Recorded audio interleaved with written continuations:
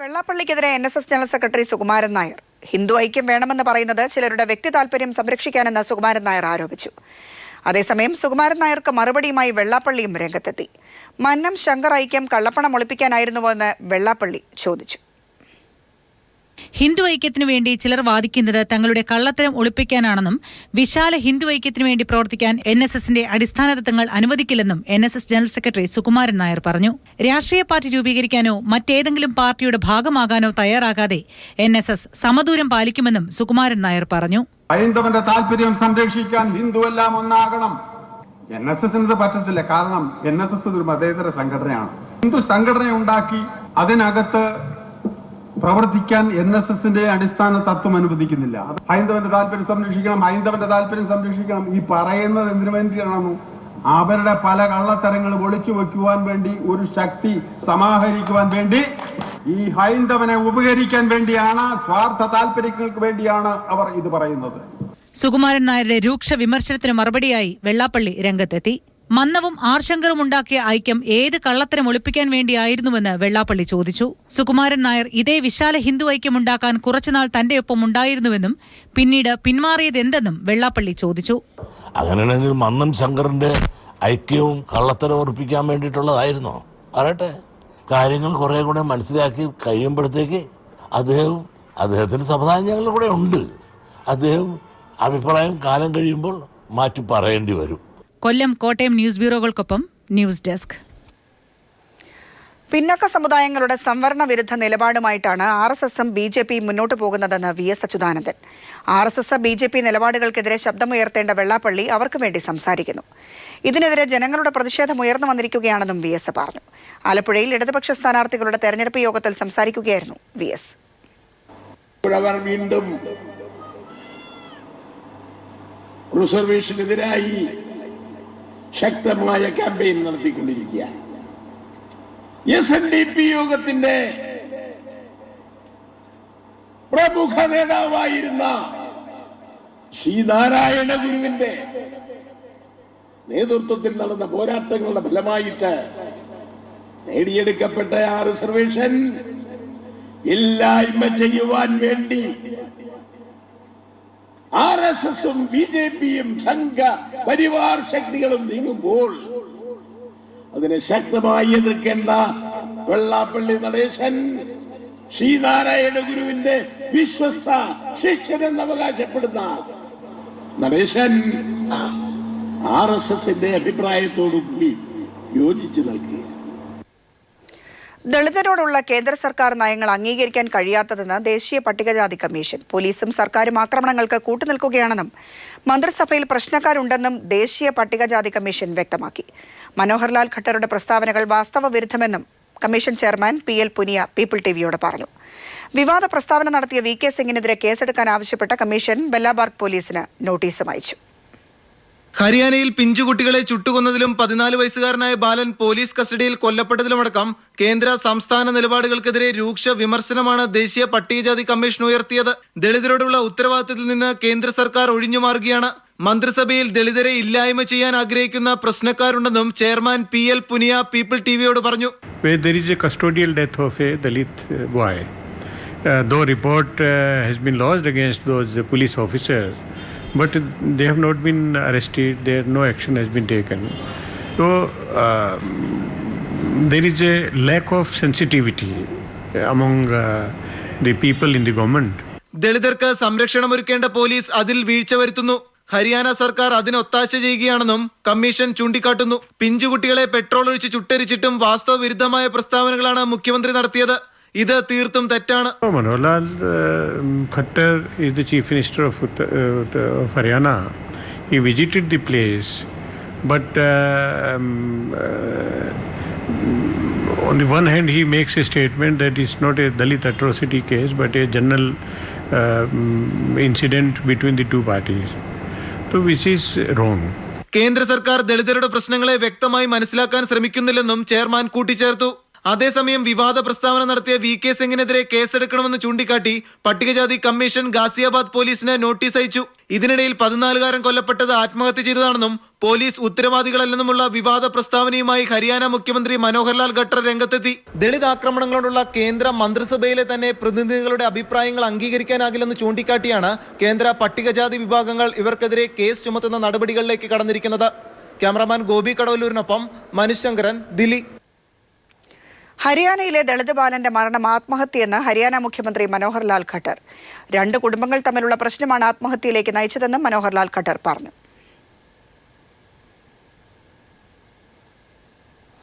പ്രതിഷേധത്തിനൊടുവിൽ സംഘപരിവാർ സംഘടനകളുടെ ഫാസിസത്തിനെതിരെ കേന്ദ്ര സാഹിത്യ അക്കാദമി പ്രമേയം പാസാക്കി.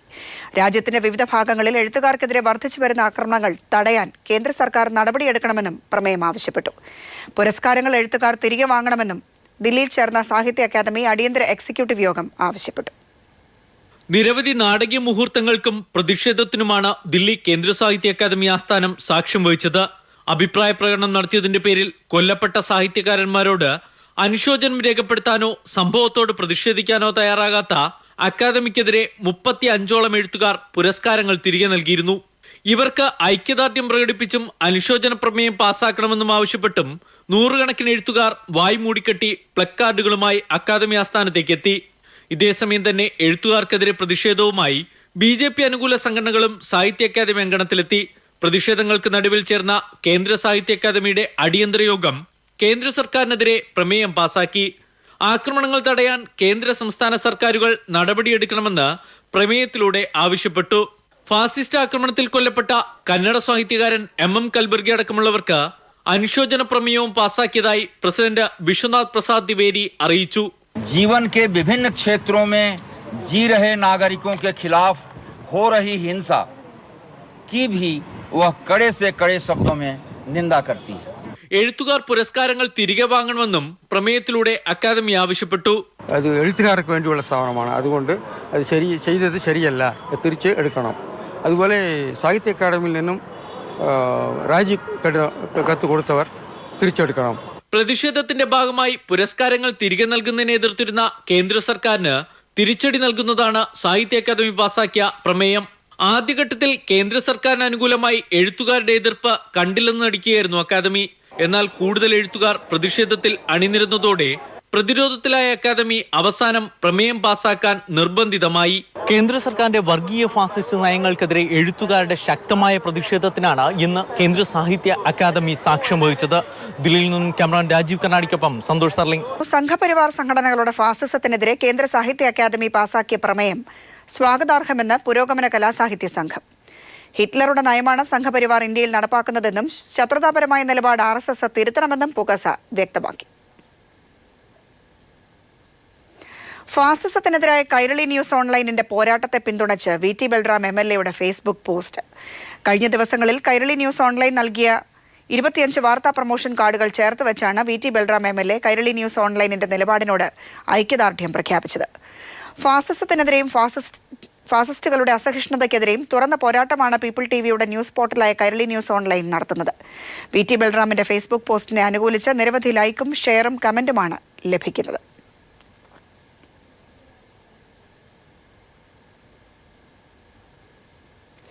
നാടകം വിദ്യാരംഭം ആചരിക്കുമ്പോൾ പ്രതിരോധത്തിന്റെ നിലത്തെഴുത്ത് സംഘടിപ്പിച്ച് നിലവിലെ സാമൂഹ്യ വ്യവസ്ഥയോട് പ്രതികരിക്കുകയാണ് ഒരു ഗ്രാമം. എറണാകുളം മൂഴിക്കുളത്താണ് നിലവിളക്കോ സ്വർണ്ണ മോതിരമോ ഇല്ലാതെ വേറിട്ട വിദ്യാരംഭം നടന്നത്. നിലവിളക്കിന് മുൻപിൽ ആവണപ്പലകയിലിരുന്ന് നാവിൽ ഹരിശ്രീ കുറിക്കുകയല്ല ഈ കുരുന്നുകൾ. ഫാസിസത്തിന്റെ കടന്നുകയറ്റത്തിനെതിരെ പ്രതികരിച്ചവരുടെ പേരുകൾ മണ്ണിലും മണലിലും എഴുതിയാണ് 3 വയസ്സുകാരി യോഷിതയും 4 വയസ്സുകാരൻ അമനും അറിവിന്റെ ആദ്യാക്ഷരം കുറിച്ചത്. CR നീലകണ്ഠനും ജ്യോതി നാരായണനും ജയശ്രീ ടീച്ചറും ഇവർക്ക് ആചാര്യരായി. പരിസ്ഥിതി സൗഹൃദ കൂട്ടായ്മയായ മൂഴിക്കുളം ശാലയാണ് പ്രതിരോധത്തിന്റെ നിലത്തെഴുത്ത് സംഘടിപ്പിച്ചത്. മൂഴിക്കുളം ശാല പ്രവർത്തകൻ പ്രേംകുമാർ. പുതിയ കാലത്തോടുള്ള നമ്മളുടെ ഒരു പ്രതികരണമാണത്. അത് മതാതീതമാണത്. അതിൻ്റെ ഒരു ചടങ്ങുകളോ ചിട്ടവട്ടങ്ങളോ ഇല്ലാതെയാണ് ഈ പ്രതിരോധത്തിൻ്റെ നിലത്തെഴുത്ത് നടത്തിയത്. ഹരിശ്രീ ഗണപതേ നമഃ എന്നുള്ള വാക്ക് നമ്മളിവിടെ ഉപയോഗിച്ചിട്ടേ ഇല്ല. കൽബുർഗി എന്നും പൻസാര എന്നും പെരുമാൾ മുരുകൻ എന്നും ഗുലാമലി എന്നും കുൽക്കർണിയും എന്നൊക്കെ എഴുതിയാണ് നമ്മൾ അക്ഷരങ്ങൾ കൊണ്ട് പ്രതിരോധം തീർത്തത്. യോഷിതയ്ക്കും അമനും ബംഗാളി ബാലൻ ശ്യാം സോറനുമൊപ്പം മുതിർന്നവരും പ്രതിരോധത്തിന്റെ നിലത്തെഴുത്തിൽ പങ്കാളികളായി. News bureau, Kochi. വിജയദശമി ദിനത്തിൽ 10,000-കണക്കിന് കുരുന്നുകൾ അറിവിന്റെ ആദ്യാക്ഷരം കുറിച്ച് അറിവിന്റെ ലോകത്തേക്ക് കടന്നു. മലപ്പുറം തിരൂർ തുഞ്ചൻ പറമ്പിലും ദക്ഷിണ മൂകാംബിക എന്നറിയപ്പെടുന്ന പനച്ചിക്കാട് ക്ഷേത്രത്തിലും ഉൾപ്പെടെ സംസ്ഥാനത്തെ വിവിധ ആരാധനാലയങ്ങളിലും സാംസ്കാരിക കേന്ദ്രങ്ങളിലും വിദ്യാരംഭ ചടങ്ങുകൾ നടന്നു.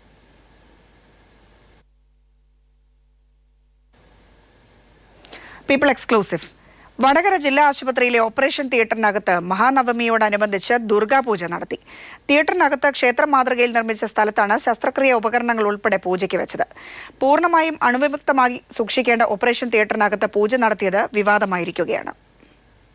വടകര ജില്ലാ ആശുപത്രിയിലെ ഓപ്പറേഷൻ തിയേറ്ററിലാണ് മഹാനവമി ദിവസം ദുർഗാപൂജ നടത്തിയത്. ആശുപത്രിയിലെ ഒരു വിഭാഗം ജീവനക്കാർ നടത്തിയ പൂജ വിവാദത്തിലായിരിക്കുകയാണ്. ഓപ്പറേഷൻ തിയേറ്ററിലെ ഉപകരണങ്ങളും സ്റ്റെതസ്കോപ്പ് ഉൾപ്പെടെയുള്ളവയുമാണ് പൂജയ്ക്ക് വെച്ചത്.